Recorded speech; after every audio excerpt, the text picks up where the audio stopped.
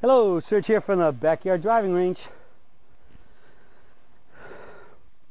We have more of a statement and some concepts that came in this what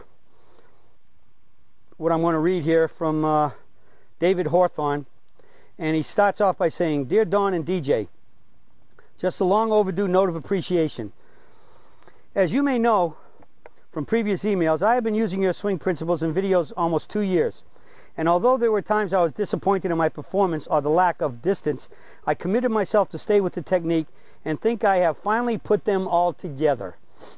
Okay, so one of the problems or things that I hear is that people try a new swing and compared to somebody who's been swinging rotationally, it's quite a change. I mean, it's could we even call it maybe radical? But radical in most cases is much more easy when it's using the tool the way it's designed to do. And as we know, we can only swing the arms in front of the body, not around. And so when most guys like David read about it, say that and understand that it makes so much sense that it's using physics to the way your body's designed to move and the way the club's designed to swing, that perseverance will bring results, as David's about to tell us. He said, "I committed myself to stay with the technique and think I have finally put it all together. The last couple of points that really helped me get my distance back were, number 1, not breaking my wrists.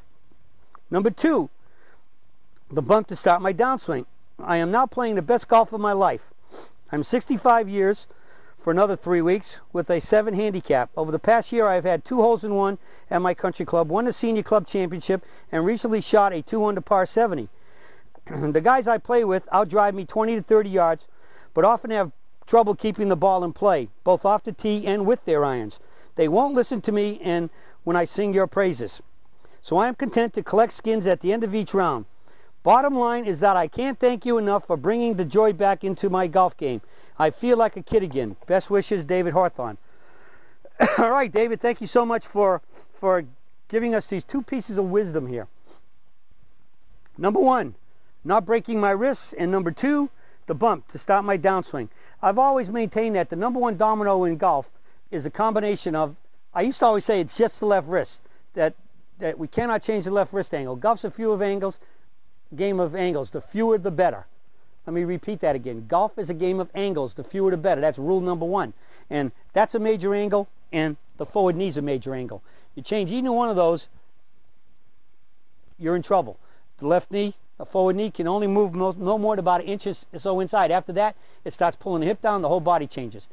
The left wrist is the one that most people have the hardest time wrapping their brain around and even therefore allowing themselves to do it, because everything in golf is that you cock your wrists, you hinge cock, set your wrists at the top, and you snap your wrists at impact, and that's what creates power. That's a big power source. Well, you can't do very much with your wrists.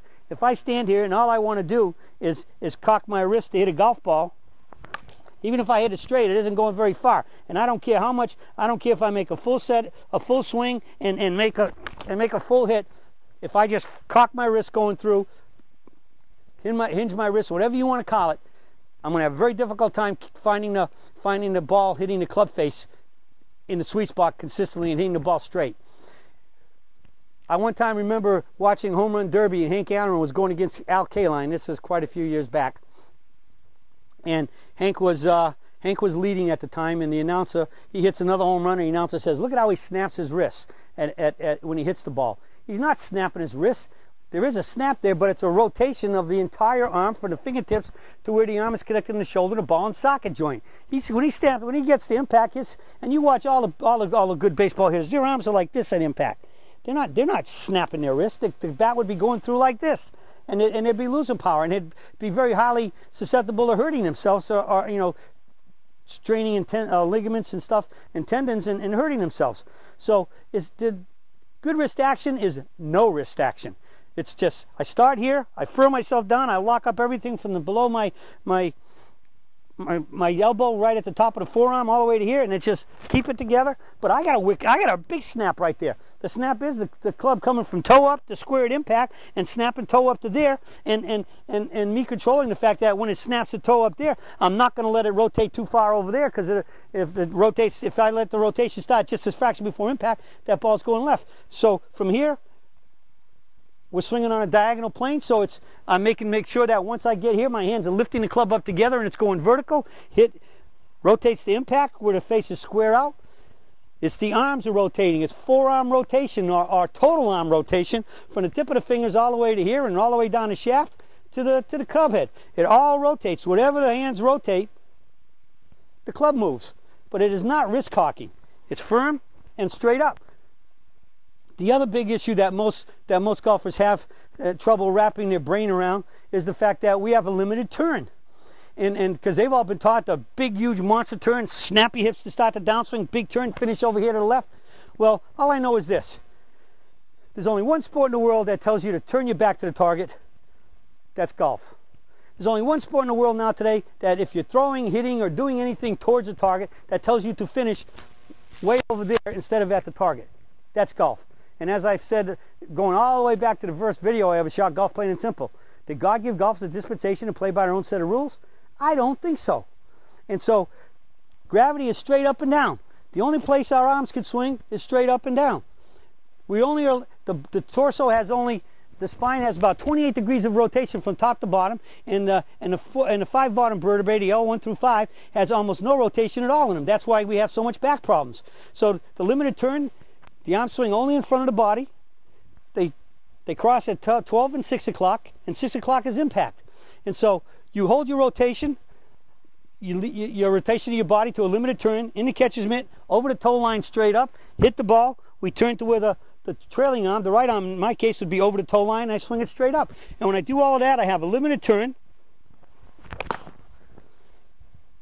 I hit the ball solid and straight, maximize the contact, the impact position, and hit the ball for maximum distance for my club head speed, because I hit it solid with a square club face, on, square and solid. And so the key becomes, I guess in honor of this, I have light green slacks and a lime green shirt on. We're the green energy golf swing. We get our power not from body rotation and twisting and turning, which defies the body, and as you turn too much, your arms collapse and go around your body, which is why the club goes flat, and now it's defying gravity and not being vertical, right? We get our power instead from holding our body quiet so we can swing our arms faster. We're the energy swing, the green energy swing, because we're getting our energy from the use of centrifugal force. Straight up, the club wants to come straight down. It falls straight down. That's gravity helping us. So in every backswing, once we get the club up vertical, we start our downswing is going to actually get a free boost from gravity, which means as we start kicking in our muscle power from our hands and our forearms and our shoulders and back and everything else, as we start kicking it in, it's going to accelerate even faster. And because what goes straight up comes straight down, and will therefore want to go straight forward, if you make it go straight forward and keep it going straight forward by making sure once you get in the forward mid toe up, you keep swinging up to right over where your finishes your bottom hand is close to your forward ear. You control all that, you're going to control your golf ball. And so we're the green energy swing because we're using the laws of physics, which is also the way our body was designed to conform to it, and using the body design, which again, in conformity to physics, is in harmony with gravity. And so when we stand here and we swing vertical in the mitt and up the tree, limited turn, limited body, the more speed I want my arms to have within the power that I can generate, is I move my body less so I can swing my arms faster. We are the green energy swing. And with the green energy swing, we're playing golf the way by the rules God established, and you're going to hit the ball more solid straight, likely longer, and start shooting those lower scores, as we have a great testament right here today from David Hawthorne. So, as they say, the proof of the pudding's in the tasting. Just make sure you give yourself enough chance to taste the pudding when you for any of you that are just getting into the swing right now. But the biggest thing is you have to read everything, and the number one statement everybody's ever made is, boy, this makes sense. It makes sense because it is dealing with the way the world turns, the way that God created the world to turn, and for us to play golf. And He didn't design our bodies to go against it. So when you play by the correct set of rules, you will have much better results. But the key is you have to, first and foremost, say, yeah, that's it, and then commit to it, and it should come quite quickly, because when you do things correctly and use tools, this tool and this tool, the way they are designed, they will function much more efficiently and consistently, and with that, you will hit the ball more consistently and start playing better golf. That's it for the search for today, and I'll be talking to you all again soon.